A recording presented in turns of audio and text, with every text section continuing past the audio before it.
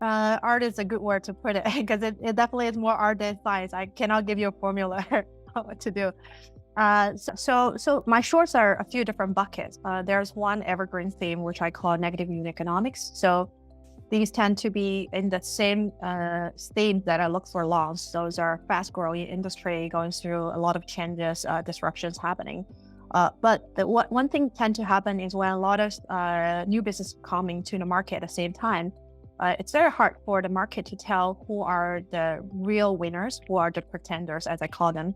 So as I dig through these names for looking for potential longs, sometimes I come across a few pretenders, and they might look attractive on above the water financial numbers, but if you dig deeper into their unit economics, it's very clear that they are losing money on everything they do, and it's the top line is bought with sales and marketing dollar or some kind of other things. And as soon as the top line deceleration happen, it will be very clear to the market that they are not a profitable business or not a very valuable business, at least.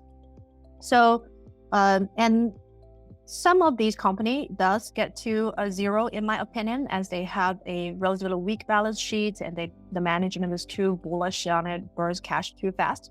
But most cases, these business, if the management is smart, they raise a lot of capital and they're high flying and they have a very strong balance sheet. So at the low point of last year, some of these business, half or more than half of their market cap is in cash. And even though I'm still not positive on their UE, the cash cushion gives them a chance to reinvent themselves again or again. So there is a point I do think I need to cover these stocks. And it also gives me a sense of how desperate market is, right? There's no hope if companies are trading at cash or 60-70% of their market cap is in cash for a growth company. And when something like Tencent, like nobody even looks at what they have on their balance sheet or how much cash flow they can generate anymore. Yeah.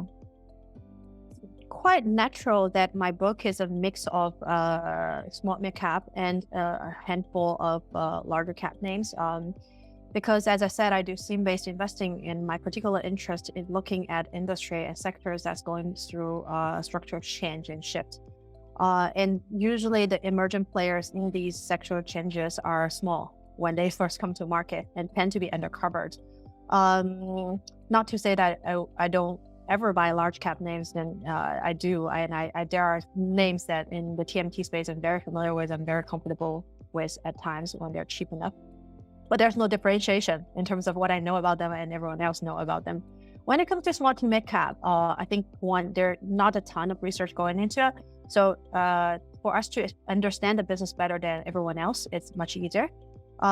In terms of research approach, it's not that different from what I did when I was at larger firms, maybe slightly different from private equity where you have exclusive access into management. Here, we rely more on competitive information. We do our own store checks sometimes. For retail or business, we do a lot of interview on their supplier base, their customer, former employee to understand the organization and management decision tendencies. So pretty typical PE due diligence without the data room.